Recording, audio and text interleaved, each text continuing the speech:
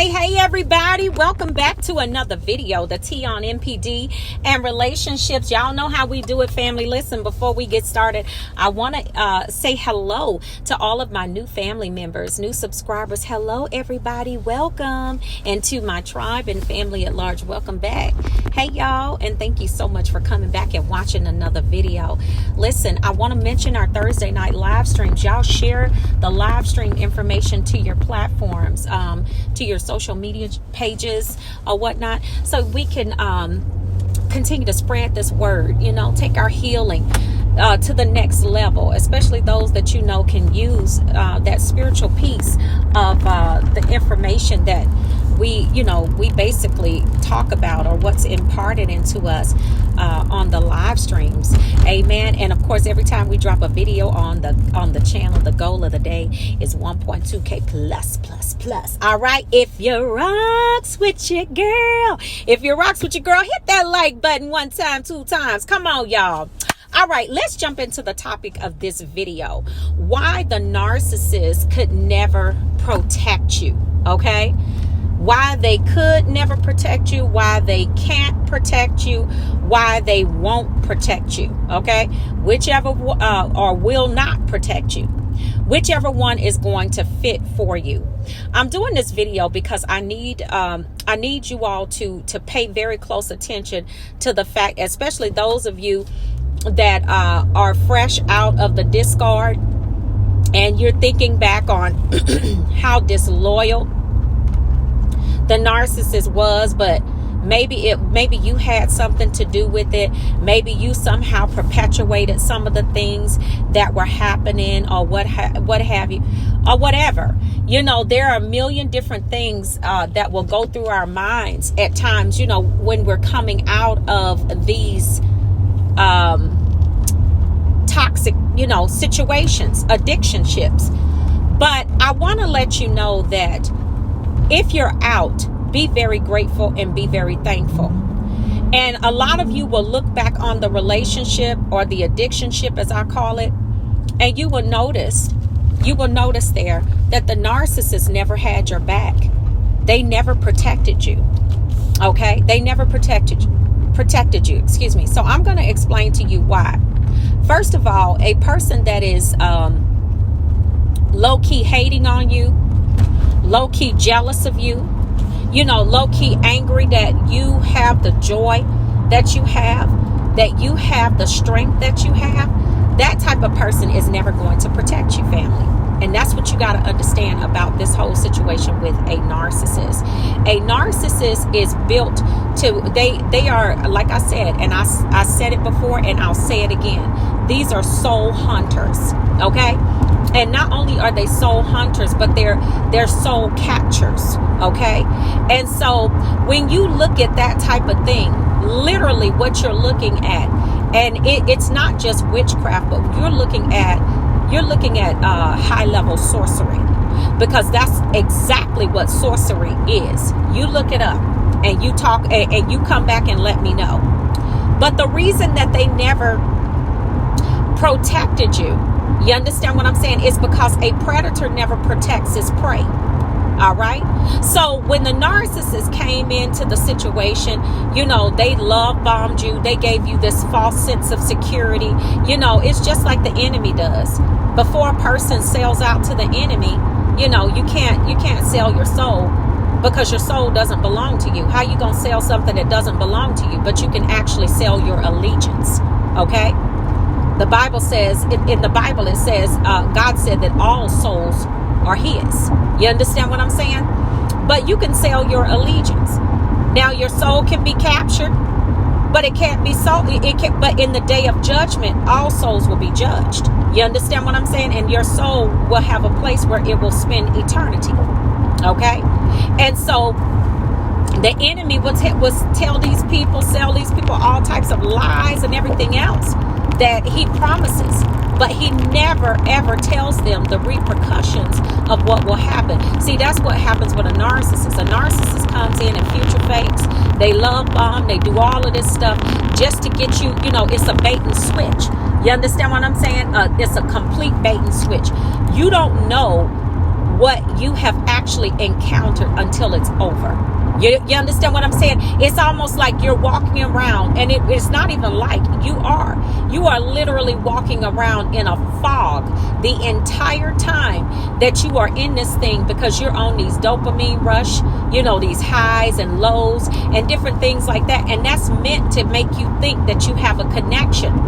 You don't have a connection with this person. All you have is overloaded emotions. That's all you have. Overloaded emotions and overloaded sensitivities. That's what you're dealing with. So when we talk about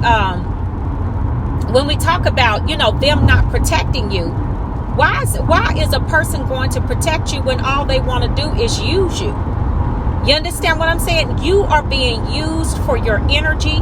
You are being used as literally a device that they can, push a button, make you angry, push a button, make you sad, push a button. And every time they push in one of these buttons, they're ciphering that energy out of you. I need y'all to hit that like button 1 time, 2 times. They'll never protect you. Never. They're never going to have your back. This is why they go and run that smear campaign the way that they do. They run that smear campaign the way that they do because they literally hate you. They started, and whether you notice or not, they start dropping little hints about your personality and start forming a smear campaign literally in the love bomb stage. I said it.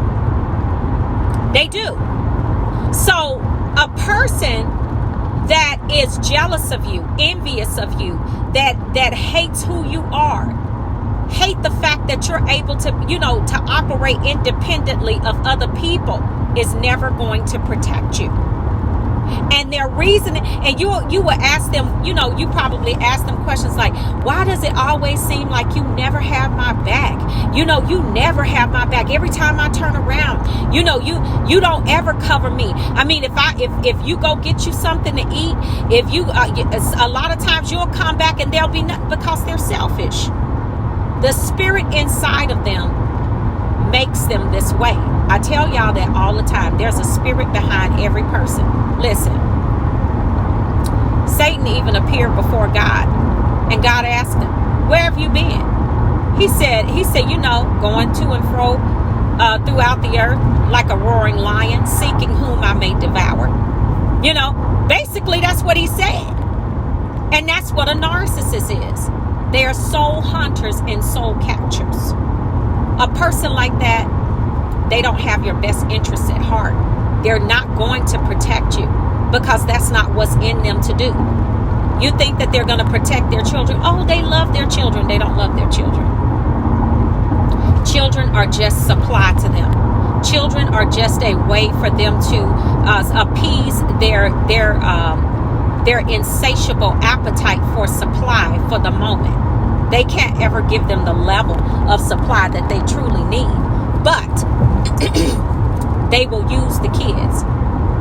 Now, what you got to understand, y'all, don't mistake them trying to a moment of them trying to act like they care, like, oh, I'm just now I feel like, or now you feel like they're turning around and they want to protect you. They really want to do the right thing. No, you're going to always battle in a relationship with a narcissist by yourself.